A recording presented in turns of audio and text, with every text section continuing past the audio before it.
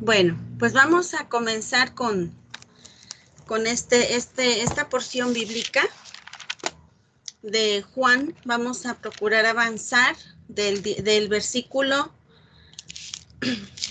12 al versículo 25. Y comenzamos con la parte donde donde Jesús está ante el sumo sacerdote. Entonces, aquí dice que le llevaron primeramente ante Anás. Anás no era un sumo sacerdote, pero él era el suegro de Caifás y de alguna manera tenía influencia sobre este sumo sacerdote o sobre el sacerdote que era Caifás. Entonces, esto hace que lo lleven ante él por la influencia que tenía. Después de su arresto, vamos a ver cómo dice en esta porción bíblica. Dice que él decía, Caifás dijo o aconsejó a los judíos que convenía que un solo hombre muera. Conviene que un solo hombre muera. Después de su arresto, el Señor Jesús es llevado a la casa de Anás. Entonces, el cual Anás no era el sumo sacerdote, pero ejercía influencia sobre su yerno Caifás. Será aquí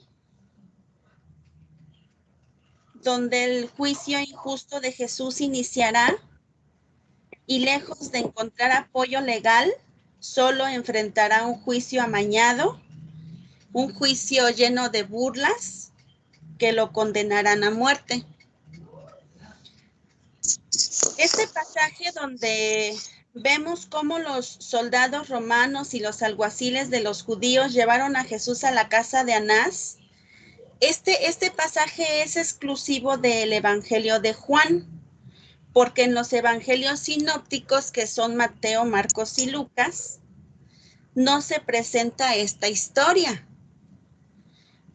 Aquí vamos a ver cómo Jesús es presentado ante este hombre y cómo la conveniencia de que muera un solo hombre en lugar de todo el pueblo apunta, no fue algo nada más que a Caifás se le ocurrió decir porque sí, sino porque esta profecía ya estaba escrita y dicha en el cumplimiento de las profecías del Antiguo Testamento.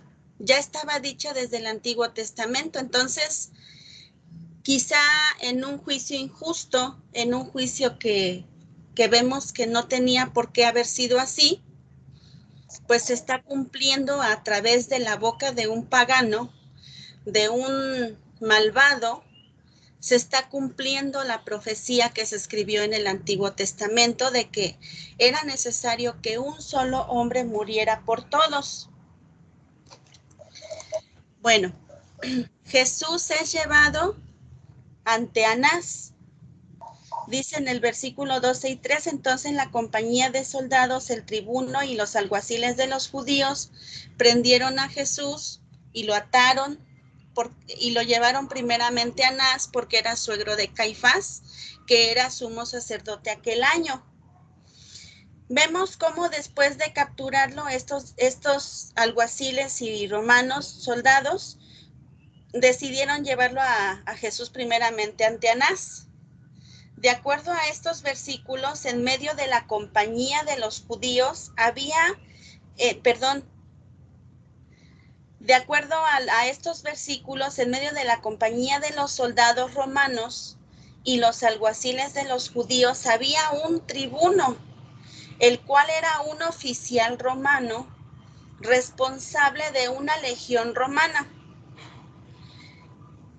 Posiblemente este era el líder principal de todos los soldados romanos que habían llegado a capturar al Señor.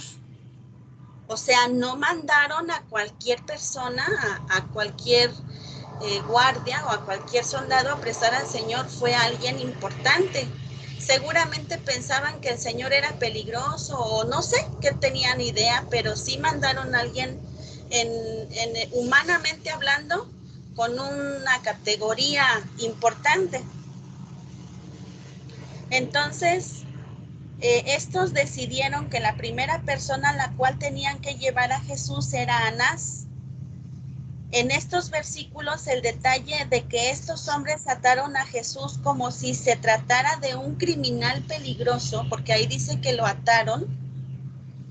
Esto aunado al hecho de la enorme cantidad de hombres armados utilizados para capturarlo, reflejan por un lado la exageración, la verdad fue una exageración en el modo de cómo lo trataron, ya que nuestro Señor nunca dio evidencia de violencia o vileza para ser tratado como un criminal peligroso. Él nunca en su vida dio una muestra de violencia, pero así lo trataron como si fuera un criminal como Judas Iscariote o como a lo mejor los dos que estaban al lado de Jesús, y así lo trataron, recordando que los delincuentes, los pecadores, pues éramos nosotros y tuvimos o debíamos de haber sido tratados de esa manera, porque nuestra condición humana, nuestro pecado, nuestra pudrición en el corazón, nuestras acciones, pues sí ameritaban un trato injusto. Y desde ahí el Señor está tomando ya nuestro lugar, siendo tratado como un verdadero pecador, aunque no lo era.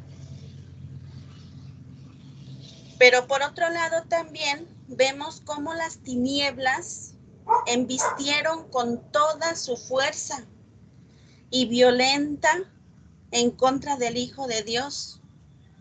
Por ello el Señor dijo que había llegado el momento de las tinieblas. Eso lo dijo en Lucas 22, 52 y 53. Porque las tinieblas embistieron con toda fuerza contra el Hijo de Dios. Ahí de alguna manera como que tomaron posesión las tinieblas del Señor en contra de él.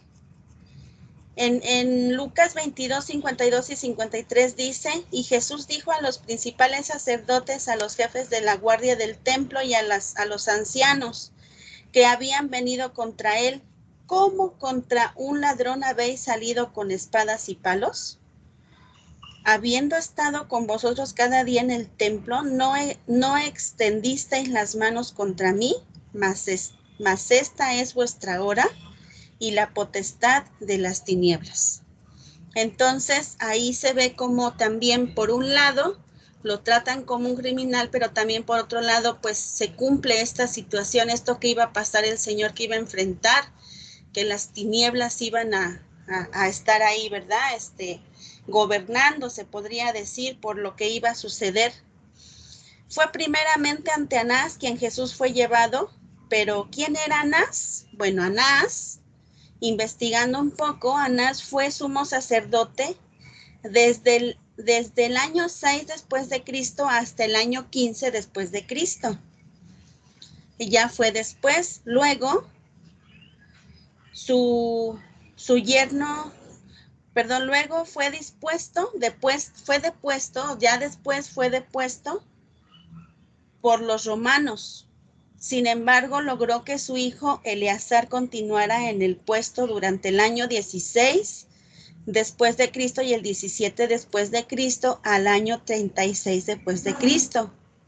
Su yerno Caifás llegó a ser el sumo sacerdote en la nación, pero lo cierto es que detrás de estos hombres, Anás ejercía su influencia y tenía un gran poder en medio del Sanedrín, el Consejo Superior de los Judíos.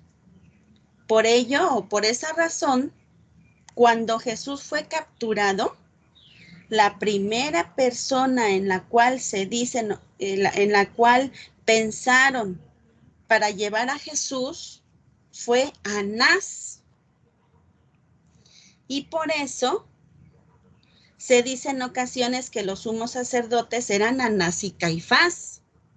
Por eso se dice así, porque él tenía mucha influencia, porque era cierto que sumo sacerdote solamente podía ser uno, de acuerdo a la ley de Moisés, no podían ser dos, pero este hombre continuaba ejerciendo su influencia en el sacerdocio a través de su yerno.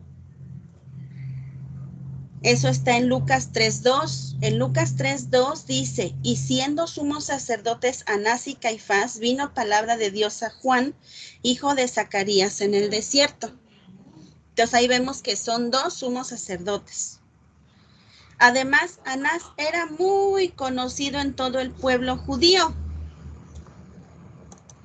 Anás era muy conocido en todo el pueblo judío, pero ¿por qué? ¿Qué tipo de fama tenía? Pues su fama no era buena. Anás y toda su familia se habían enriquecido a costa de sus negocios en el templo. A la entrada del templo solían colocarse los famosos cambistas y vendedores de animales para el sacrificio, los cuales eran negocios propios de la familia de Anás. La ley exigía a cada judío adulto presentar su ofrenda al templo, fuera un buey, una oveja o una paloma, según sus finanzas o la posibilidad que tuviera económicamente. Sin embargo, la mayoría de ellos estaban dispersos, o sea, la mayoría de los judíos que iban al templo a dar su ofrenda estaban dispersos por todo el mundo, por lo que hacían grandes peregrinaciones hacia Israel. Para esta época existían muchas monedas. Existía la moneda griega, la moneda romana, la moneda etíope y la moneda judía. Sin embargo, la única que se aceptaba en el templo era la judía. ¿Por qué? Porque las demás eran consideradas como paganas. Todo judío que se presentara en el templo tenía que cambiar sus monedas extranjeras por judías, pero lo hacían pagando más del valor real, ya que los cambistas sacaban gran ganancia de esto. Esto era necesario porque adentro del templo estaban a la venta los animales que se ofrecían para el sacrificio, los cuales eran vendidos a mayor precio del que se vendía fuera del templo. Por eso era conocido Anás. Entonces, antes de entrar existía un grupo de inspectores que examinaban a los animales. Y como eran ellos, procuraban ser lo más rigurosos que fuera posible. ¿Para qué? A tal punto que generalmente rechazaban a todos los animales que traían de fuera, declarándolos como no aptos para el sacrificio. Por lo que el judío no tenía muchas posibilidades de que le aceptaran su animal para el sacrificio. ¿Y qué tenían que hacer? Pues no les quedaba otra que ser estafado dentro del templo. Esto era un verdadero robo y todos sabían que las ganancias de estos negocios iban directamente a la familia de Anás, la cual se había enriquecido de esos negocios. Si recordamos, Jesús había echado afuera del templo a todos estos comerciantes, ya que se indignó de esta acción mezquina. Eso se encuentra en Juan 2:13-16. Entonces, posiblemente Anás, quien era el dueño principal de estos negocios, aún continuaba molesto por esta acción y creyeron que lo mejor era llevarle a Jesús para que para que Anás determinara lo que se tenía que hacer con él. Entonces, pues así, esta es una biografía muy, muy general de Anás. Ahora vamos a ver por qué era conveniente que un solo hombre muera. Aquí encontramos que Juan nos recuerda el consejo que Caifás dio en cierto momento respecto a matar a Jesús, que se encuentra en el versículo 12 al 14. Si recordamos un poco, fue Caifás quien recomendó a todos los sacerdotes y líderes religiosos que lo mejor era dar muerte a Jesús, ya que su fama crecía, así como el número de sus discípulos. Y esto podía poner nerviosos a los romanos y promover una futura rebelión que terminara en una gran matanza. Por eso era mejor que muriera un solo hombre que todo un pueblo. En Juan 11, del 49 al 50, dice, entonces Caifás, voy a leer Juan 11, del 49 al 50. Entonces Caifás, uno de ellos, sumo sacerdote aquel año, les dijo, vosotros no sabéis nada, ni pensáis que nos conviene que un hombre muera por el pueblo y no que toda la nación perezca. Eso lo dijo Caifás. Pero lo que no sabía Caifás es que este hombre impío, él mismo, aunque era impío, para en ese momento que él estaba diciendo que era necesario que un hombre muriera por todos, estaba profetizando lo que iba a ocurrir, la muerte de Cristo para salvar a muchos de sus pecados. Fíjense, hermanos, cómo aún en la impiedad, en la injusticia, a Dios nada lo sorprende, a Dios nada lo toma por sorpresa. Nadie hace algo sin que Él esté en control, aún la maldad, aún la injusticia, que a veces uno ve y dice uno, pero ¿cómo es posible que estén pasando estas cosas? Bueno, pues aún en medio de todo eso, Dios está cumpliendo sus planes y sus propósitos. ¿Por qué de esta manera? No sabemos, pero Dios es dueño y Señor y nada está fuera de su voluntad. En mi persona a veces veo todas las protestas y los desfiles, esos del orgullo, el aprobarse matar, asesinar a un pequeñito en el vientre de su mamá y todas las cosas que están pasando y digo, ¿cómo es posible que eso se esté aprobando? Pero viendo todo esto, pues vemos que aún de la boca del impío Caifás salió una profecía que ya estaba. Solamente él estaba cumpliéndola aún en medio de su impiedad. En el libro de Isaías se nos habla del siervo sufriente de Dios, la cual es una profecía de los sufrimientos que el Mesías experimentaría. ¿Verdad? Como dice en Isaías 53, angustiado él y afligido no abrió su boca. Como cordero fue llevado al matadero y como oveja delante de sus trasquiladores enmudeció y no abrió su boca. Con todo eso Jehová quiso quebrantarlo, sujetándole a padecimiento, cuando haya puesto su vida en expiación por el pecado. ¿Y qué más dijo? Verá linaje, vivirá por largos días y la voluntad de Jehová será en su mano prosperada. Entonces, de acuerdo a Isaías, el Mesías sería llevado como cordero al matadero y fue la voluntad de Dios sujetarlo a padecimiento con el fin de ofrecer su vida en expiación por el pecado de muchos. En primera de Pedro 3:18 dice, porque también Cristo padeció una sola vez por los pecados, el justo por los injustos para llevarnos a Dios, siendo a la verdad muerto en la carne, pero vivificado en espíritu. Entonces Cristo padeció una sola vez por todos los pecadores. Así un hombre, Jesús, murió por muchos que vivirían para vida eterna gracias a su sacrificio. Hoy en día solo necesitamos arrepentirnos de nuestros pecados para poder acceder a esa gracia, a ese regalo, gracias a Cristo, gracias a su sacrificio, gracias a su obediencia.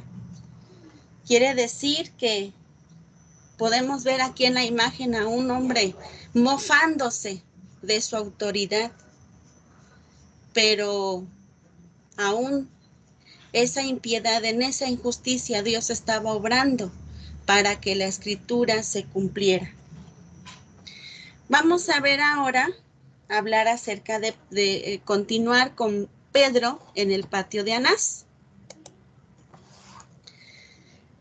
Después de la narración de Jesús ante Anás, Juan el apóstol hace un paréntesis y nos introduce a otro episodio de la historia que acontece en paralelo, y es la negación de Pedro. Entonces,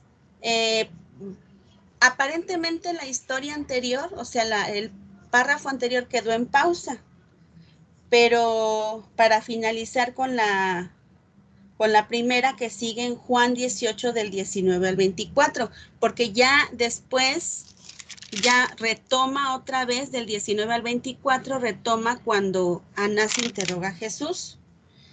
Entonces, de esta historia podemos aprender mucho de la historia de Pedro en cuanto a la forma de cómo debemos seguir a Cristo.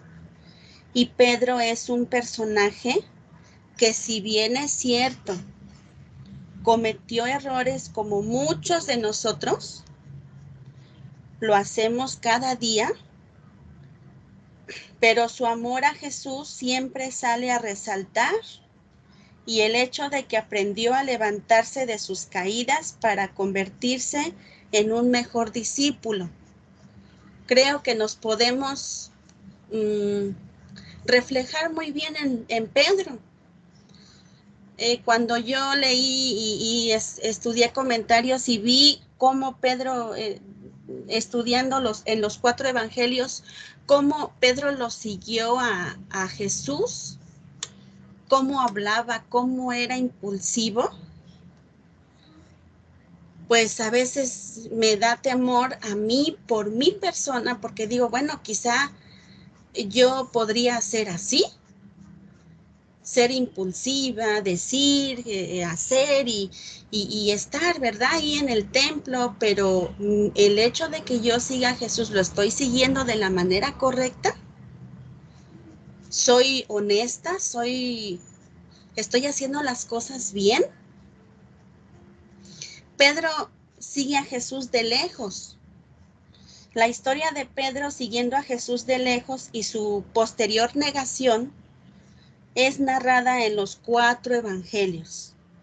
En Lucas se nos dice que Pedro seguía a Jesús de lejos. Y aquí Juan nos dice que lo siguió acompañado de otro discípulo, el cual no identifica. En cuanto a la identidad del discípulo que acompañaba a Pedro, pues leyendo comentarios, hermanos, hay tres interpretaciones o tres interpretaciones diciendo quién podría ser ese discípulo que acompañaba a Pedro.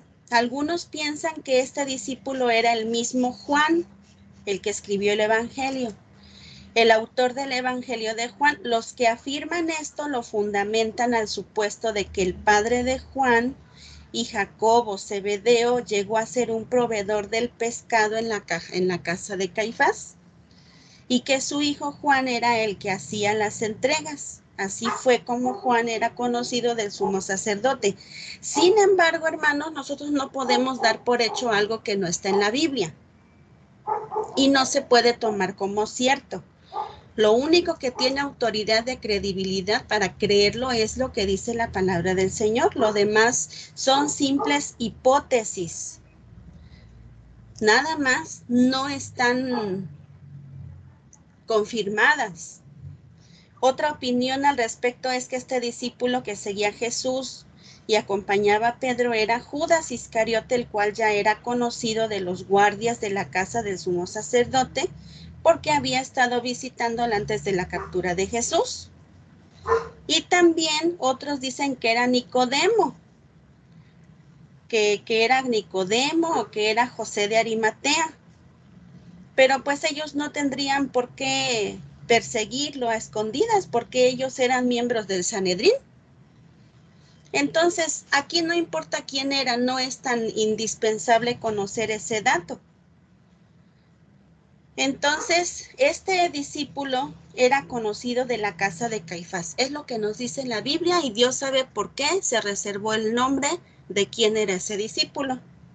Y por eso se le permitió entrar para luego hablar con la portera de la casa para que dejara entrar a Pedro y este se quedó con él en el patio y este se quedó en el patio. Aquel día Pedro entró a la casa de Caifás siguiendo a su maestro. Se quedó en el patio, pero no quiso darse a conocer públicamente como un discípulo de él. Tanto así que cuando la criada portera le preguntó si era uno de los discípulos de Jesús, éste lo negó. Aquí vemos cómo Pedro negó ser uno de los discípulos de Jesús cuando la criada portera le preguntó y luego se unió con los siervos y alguaciles para calentarse enfrente del fuego porque hacía frío aquella madrugada. Entonces, cuando consideramos esta historia, se resalta más la falla de Pedro, ¿verdad? Porque pues aquí humanamente somos muy buenos para juzgar y señalar los defectos de los demás. Entonces, aquí se señala muy marcado siempre la falla de Pedro, pero lo cierto es que Pedro podía ser un típico reflejo de cada uno de nosotros, de cada uno de los que seguimos al Señor. ¿Por qué, hermanos?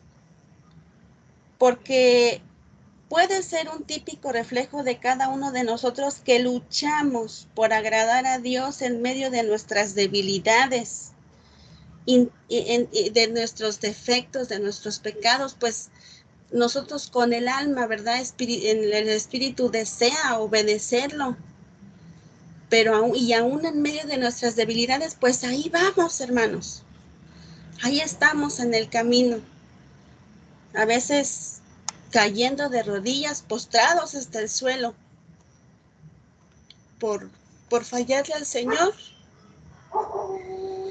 avergonzadas ante Él por no hacer lo que Él quiere que hagamos o por hacer lo que no quiere que hagamos. Vamos a ver dos puntos que Pedro tenía. Vamos a intentar ver primero las cosas positivas que resaltan de Pedro en esta historia. Definitivamente podemos ver su gran amor hacia su Señor. Eso no se puede negar. Pedro amaba a Jesús. Aunque estaba equivocado al no comprender los propósitos de Dios, Pedro siempre buscó impedir que su maestro enfrentara la muerte en la cruz y por ello fue reprendido en Mateo 16:22, cuando le dice Jesús: apártate de mí, Satanás, me eres tropiezo, porque no pones la mira en las cosas de Dios, sino en la de los hombres. Fue en su amor sincero hacia su maestro que llegó a hacer promesas impulsivas que no cumpliría. Y aquí pues una servidora se refleja muchas veces, ¿verdad? Podemos que tanto deseamos, anhelamos hacer y pues a veces, como dice en Eclesiastés, nos acercamos para proferir palabra de promesa y no cumplimos. Porque a veces, porque humanamente pues fallamos. Y no estoy justificando eso. No estoy justificándolo, pero desgraciadamente así es. ¿Cómo fue? ¿Qué fue lo que Pedro hizo? ¿Cuáles fueron las promesas que hizo Pedro? Le dijo: Señor, ¿a dónde vas? Jesús le respondió: a donde yo voy no me puedes seguir ahora. Estoy leyendo Juan 13, del 36 al 38. Jesús le respondió: a donde yo voy no me puedes seguir ahora. A donde más me seguirás después. Le dijo Pedro: Señor, ¿por qué no te puedo seguir ahora? ¿Mi vida pondré por ti? Jesús le respondió: ¿tu vida pondrás por mí? De cierto te digo, no cantará el gallo sin que me hayas negado 3 veces. Jesús le advirtió su negación, pero Pedro nunca escuchó y fue cuidadoso en su vida espiritual. Perdón, pero Pedro nunca escuchó y no fue cuidadoso en su vida espiritual. Como hombre estaba dispuesto a apoyar a su maestro, pero lo hacía en la carne. Creía que las armas con las cuales tenía que combatir el mal, pues eran armas carnales. Tanto así que creyó que solo necesitaba una espada para lograrlo cuando le cortó la oreja a Malco. Lo cierto es que Pedro se preparó en la carne más, no en lo espiritual. Él se preparó en la carne más, no en lo espiritual. Y ahí viene una pregunta para mí y para cada uno de ustedes, que ustedes mismos se hagan, en cómo nos estamos preparando, cómo nos estamos fortaleciendo, carnalmente o espiritualmente. Aquella noche pudo haber orado al lado de su maestro cuando Jesús estaba en Getsemaní y les dijo, orad para que no entréis en tentación. Entonces esa noche hubiera podido orar al lado de su maestro pidiendo fortaleza para enfrentar lo que venía, pero no lo hizo porque estaba cansado y en lugar de orar, se durmió al igual que sus otros compañeros. Jesús les recomendaba a sus discípulos que era necesario que oraran porque la prueba que venía solo se podía vencer en el poder de Dios.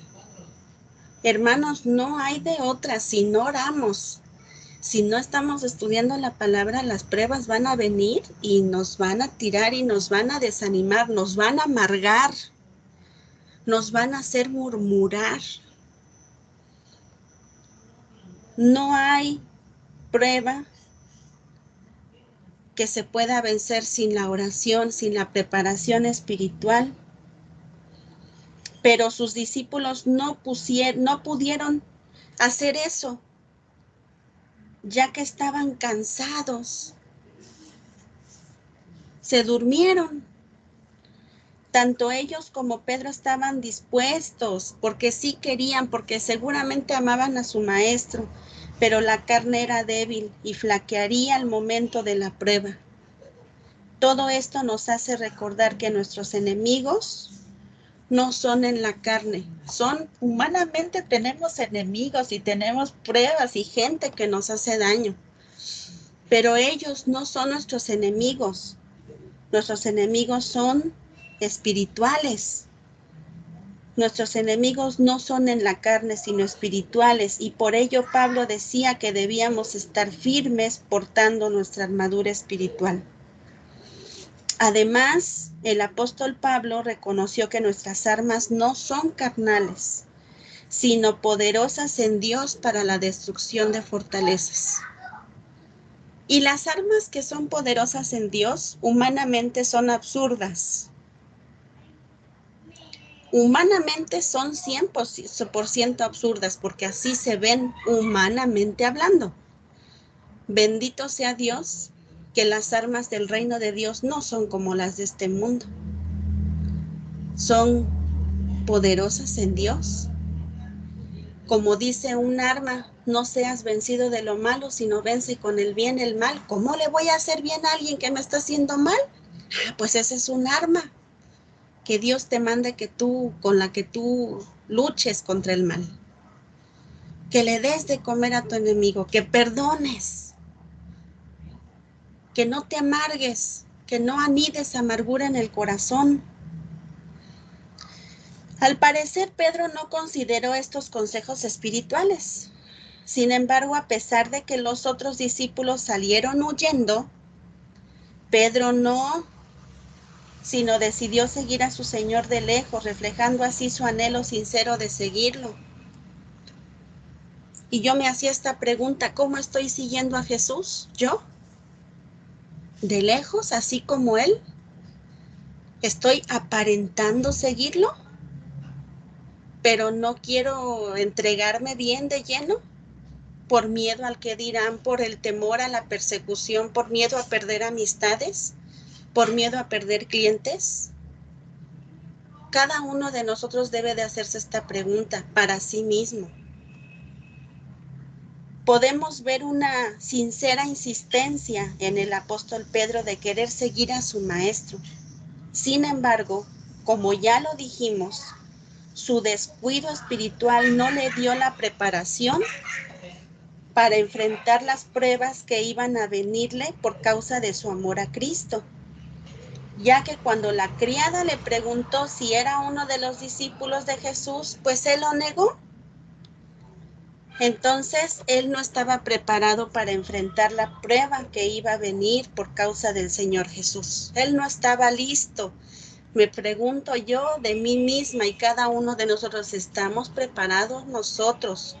Porque no sabemos, hermanos, cómo se vaya a venir la situación en un futuro con estas leyes que están autorizando, que están aprobando el día de mañana, que quieran obligar a aceptar cosas que no son permitidas por Dios y que tengamos que decir no a pesar de ser expuestos a. Eso solamente Dios nos conoce y nosotros debemos de pedirle a Dios que Él nos ayude, fortalecernos en Él, en oración, en la lectura de su palabra. Podemos imaginarnos al apóstol Pedro con su conciencia acusada por la negación que había realizado, de pie, calentándose en medio de los impíos que habían capturado a su maestro.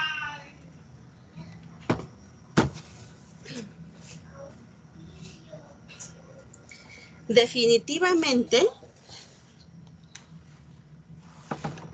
Pedro amaba a su maestro y deseaba seguirlo hasta el fin del mundo, pero había descuidado la parte espiritual, la cual podía darle la fortaleza para cumplir su anhelo. Nosotros podemos aprender mucho de esta historia. ¿Por qué? Porque si descuidamos nuestra vida espiritual, nuestra naturaleza pecaminosa predominará y será la que domine nuestros actos.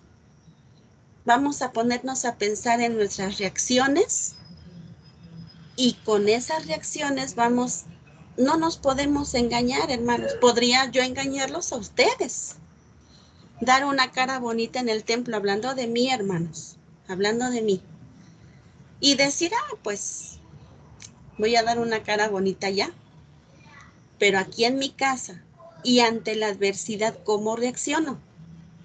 Esas reacciones, esa respuesta a las circunstancias que cada día enfrento en mi vida, me van a decir qué está predominando en mi vida, la naturaleza pecaminosa o la vida espiritual.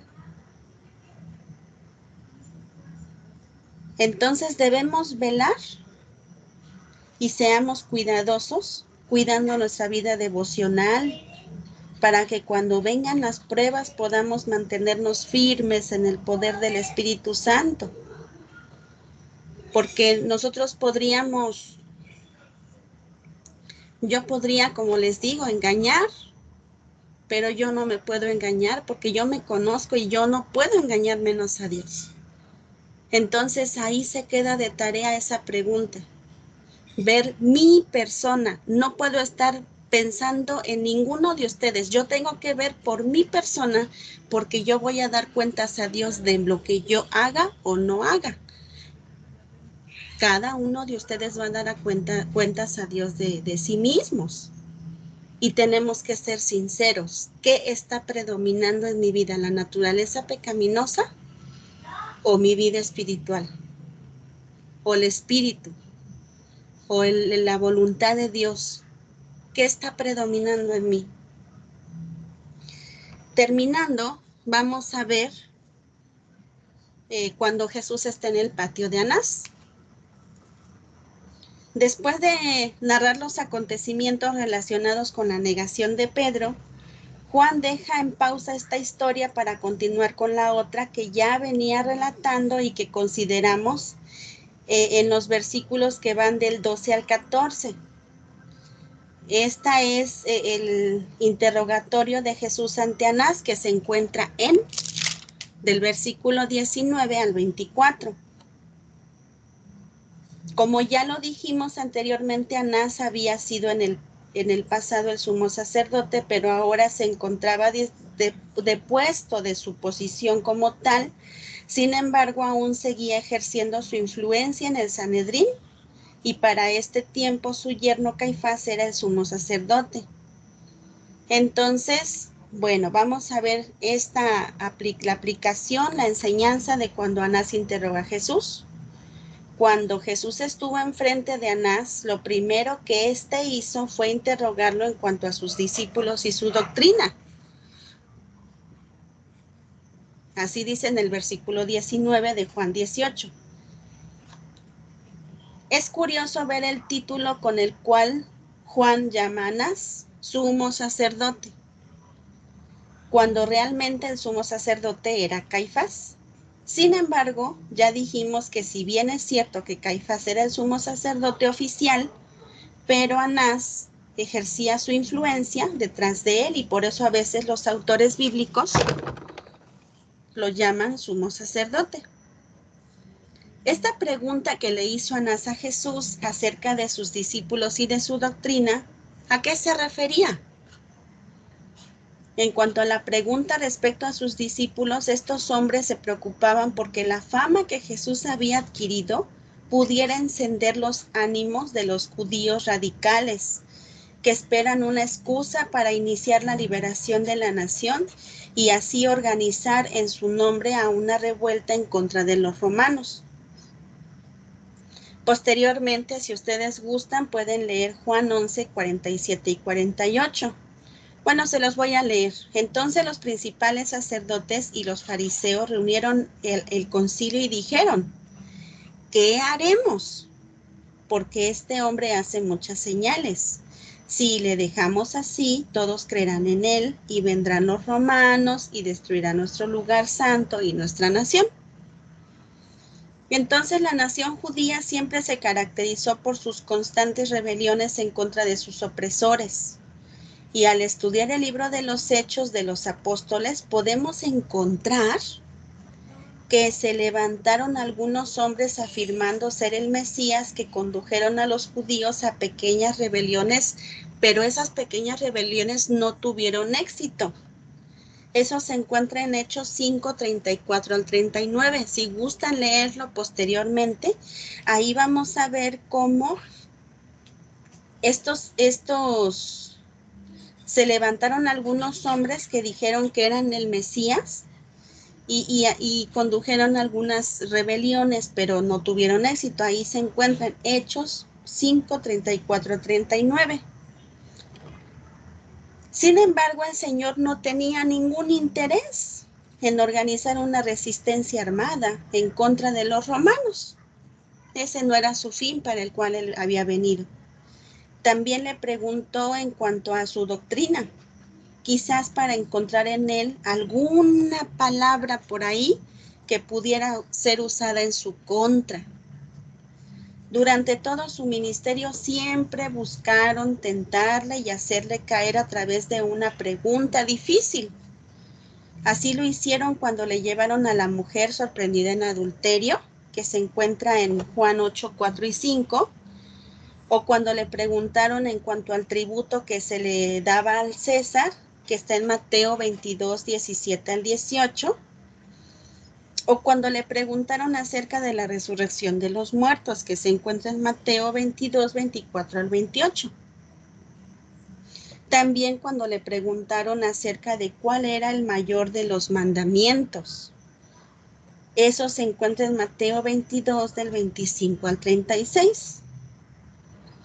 De esta manera y otra, y muchas formas buscaban la manera de cómo atraparlo en alguna pregunta maliciosa, pero en ninguna tuvieron éxito. De hecho, su doctrina era acertada y en armonía con las Sagradas Escrituras, muy diferente a las enseñanzas de los fariseos, y por eso la gente se maravillaba de su doctrina. Ahora, esto que estaba haciendo Anás de interrogar a Jesús era ilegal. ¿Por qué era ilegal? Vamos a poner aquí, Anás. ¿Por qué era ilegal la manera en la que estaban interrogando a Jesús? Por un lado, la ley romana establecía que antes de hacerle cualquier pregunta a un acusado, tenía que estar en presencia de juez y un jurado. Ahí no había ni juez ni jurado. Tenían derecho a defenderse ya sea a través de un abogado o por sus propias palabras. Entonces no había nada de eso. Estaban infraccionando la ley, la estaban desobedeciendo, le estaban haciendo un juicio ilegalmente. Anás estaba fallando en este punto. Lo otro es que la ley de Moisés establecía que nadie podía acusarlo de nada si no era por boca de al menos 2 testigos. ¿Se acuerdan que eso está en Deuteronomio 19:15? Así que pues Anás estaba violando los derechos de Jesús al interrogarlo y querer acusarlo de un delito. Sin embargo, Jesús se niega a afirmar o negar algo. Simplemente, él nunca negó o afirmó algo. Por ejemplo, él dijo, no, yo no dije nada malo. Él solamente se limitó a dar una respuesta. Simplemente les dice que todo lo que había dicho lo dijo de manera pública y no tenía nada de qué avergonzarse. El Señor había sido claro y conciso en su mensaje. Nunca dijo nada en oculto. Siempre habló la verdad en total armonía con las Escrituras. Su conducta fue intachable, pero si estos hombres querían corroborar esto, Jesús les dice que no le pregunten a él, sino a la gente que lo escuchó y lo conoció. No tenía ningún delito esa respuesta. Pero como ellos se enojaron de que no encontraban manera de acusarle, encontraron una verdad. En estas palabras encontramos una verdad fundamental y clave en el liderazgo cristiano.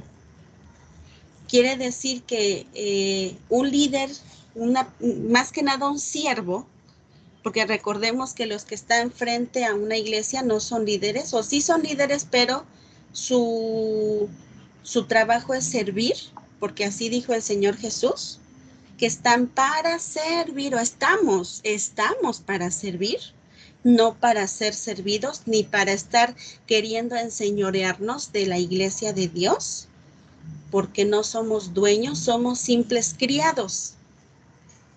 Somos simples sirvientes, somos mayordomos. Entonces, en el liderazgo cristiano es fundamental el testimonio de las personas que lo conocen. De muy poco sirve un liderazgo que no es sincero o que no es íntegro. Un liderazgo que no está del lado de la verdad y tiene un mal testimonio delante de las personas. Jesús no tenía de qué avergonzarse y no se preocupaba si le preguntaban a las personas que lo conocieron, pues su conciencia estaba limpia. Imagínense, hermanos, ¿cuándo vamos a poder nosotros como siervos tener esto, verdad? Cuando Dios nos encomienda un lugar, pues no podemos darnos de que yo me la sé de todas y estoy haciendo lo máximo, estoy haciendo todo lo que es, porque últimamente Jesús nos baja los humos cuando nos dice, si ustedes hacen todo lo que se les manda, son siervos inútiles. Así que aquí no hay de que, es que la hermana, ¿cómo está trabajando? O el hermano, o yo, no hombre, yo, estoy apoyando mucho, nada de eso. Dios nos echa por tierra nuestra soberbia, nuestro orgullo y nuestra prepotencia cuando queremos poner nuestra cabeza en alto y decir, eso es que yo, no hombre, si vieran yo cómo trabajo, cómo tanto que hago. No, hermanos, cuando nosotros tengamos ese pecado de ser así, de querer que todo el mundo nos vea y nos aplauda, nada más hay que acordarnos que Jesús y Dios nos baja los humos. Y es mejor que nos bajemos nosotros, y es mejor que no nos elevemos nosotros, porque los hermanos me halagan. Cuidadito con eso. ¿Por qué, hermanos? Porque si yo me elevo, Dios me va a hacer que me caiga yo al suelo, pero así, rápido. Y eso me va a doler. Dios en su palabra dice, eres un siervo inútil. Así que, hermanos, una servidora ni a siervo inútil llego. Así de sencillito. No llegamos ni a merecer el título de siervos inútiles, y menos cuando estamos haciendo alarde de lo que hacemos nosotros, porque realmente no lo estamos haciendo nosotros. Dios lo hace a través de nosotros, y nosotros somos simples criados. Entonces, hermanos, seamos como el Señor. Imagínense, Él realmente trabajó. Él no trabajaba en lo secular, Él se dedicó a servir a Dios. Y cumplía. Él sí cumplía. Nosotros no cumplimos, hermanos. Porque si no fallamos de una manera, fallamos de otra. Y aquí en este interrogatorio, Él jamás y nunca se pone a hacer alarde de lo que Él hacía. Jamás. Él simplemente dice, la gente que me conoce sabe lo que yo hice, lo que yo dije, pregúntenles a ellos. Él jamás se inflaba delante de nadie. Entonces, y por eso no auxiliaron, hermano. Exactamente. Entonces, bueno, pues esto es algo que tenemos que llevarnos bien grabadito en nuestra mente. Cuidadito con tener el deseo de inflarnos y de que nos halaguen y de que nos apapachen y de que nos aplaudan. Porque si nosotros tenemos esa tendencia de orgullo, va a llegar el momento en el que Dios nos va a hacer pisar el suelo otra vez. Y si yo me elevé hasta el cielo, pues voy a caer y esa caída me va a doler. Así que mejor, hermanos, tengamos esa sencillez de nuestro Señor Jesús. Porque si bien Él sí sirvió como se tenía que servir, nosotros estamos muy lejos de hacerlo. Yo estoy muy lejos de hacerlo. Que Dios tenga misericordia de nosotros. Entonces, ante esa respuesta de Jesús y el hecho de que no existía evidencia de que lo culpara de haber cometido un crimen, ante Dios y el gobierno, sus captores no tienen más que recurrir a la violencia para expresar su ira y su impotencia. Es que como me está atacando, pues le contesto, soy violento, soy violenta, ¿verdad? Sí, así reacciona una persona que ya no tiene respuesta. Así reacciona una persona que ya no tiene forma de defenderse o de que su falsedad se manifieste. Así reaccionaron ellos, con violencia, porque no tenían un argumento más fuerte que el argumento que Jesús estaba presentando. Entonces Jesús se mantiene firme en su posición sabiendo que no tenía de qué avergonzarse. Con estas palabras sus captores no tienen más que acusarlo, no tienen más de qué acusarlo. Y por ello Anás decide que lo mejor es que se lo lleven a Caifás para que éste decida qué hacer con Jesús. Ya de aquí en adelante, Jesús está yendo de un lugar a otro para ser juzgado. De aquí lo llevarán ante Caifás y el consejo de los principales sacerdotes, saduceos y fariseos, donde se les acusará con testigos falsos. Lo van a acusar con testigos falsos, porque no tenían manera de comprobar el delito contra él. Se le iba a escarnecer y se le iba a golpear, y luego fue enviado a Pilatos, el gobernador de Judea, y luego al saber que venía de la región de Galilea, pues ya lo envió a Herodes para que él lo juzgara. Sin embargo, esto solo se burló del Señor. Herodes solamente se burló del Señor y se lo envió de regreso a Pilato, el cual al final, después de azotarlo, lo condenó a crucifixión. Y de esta forma, nuestro Señor sufrió el abuso de sus acusadores y el desprecio de los jueces, los cuales, en lugar de hacerle justicia, lo menospreciaron y lo condenaron a muerte como si fuera un criminal cualquiera. Sin embargo, todo esto era necesario que ocurriera para que la Escritura se cumpliese. Todo esto, eso nos enseña. A mí me impacta el testimonio de Jesús y me apachurra en el aspecto de mi ego, de mi orgullo, de mi soberbia. El ejemplo de Jesús echa por los suelos la soberbia del ser humano, porque Jesús sirvió y jamás hizo alarde de lo que él hizo, jamás se enorgulleció, jamás dijo, ay, es que fíjense todo lo que yo estoy haciendo. Ay, y fíjense que ya caminé bastante, ¿eh? Ya caminé tantos kilómetros, ya prediqué en tantos lugares. Él jamás dijo eso. Miren, hermanos, cuando las cosas se hacen para el Señor realmente, porque somos muy tendenciosos a decir, es que yo lo hago para el Señor. Bueno, eso solamente lo sabe el Señor.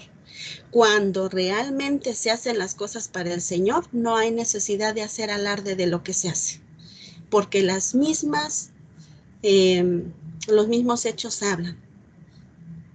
Y nuestro Señor Jesús, precisamente por eso, es que fue atacado, fue muerto, fue abofeteado. Y todo esto para que la Escritura se cumpliese. Y bueno, hermanos, también recordar que por mucho que estemos viendo la injusticia, la impiedad en este tiempo tan difícil, que vemos y no podemos creer lo que estamos viendo, que la gente está aprobando las cosas que no se deben de aprobar, que a lo bueno le llaman malo y a lo malo bueno, pues aún en este tiempo Dios está cumpliendo su propósito y su voluntad en nuestra vida, en la vida de su iglesia. No nos alarmemos, todo el control lo tiene el Señor y Él sabe hasta dónde permite y por qué. Lo que nos corresponde a nosotros no es ni espantarnos, sino, ¿saben qué nos corresponde? Estudiar la palabra, estar en oración y permanecer firmes cuando tengamos que permanecer firmes. En el momento en el que mi fe va a ser cuestionada, en la escuela, en mi trabajo, con mis amigos, en mi familia, en ese momento yo tengo que estar firme. Eso es lo que Dios quiere que hagamos. Eso es lo que Dios nos enseña a través de Pedro.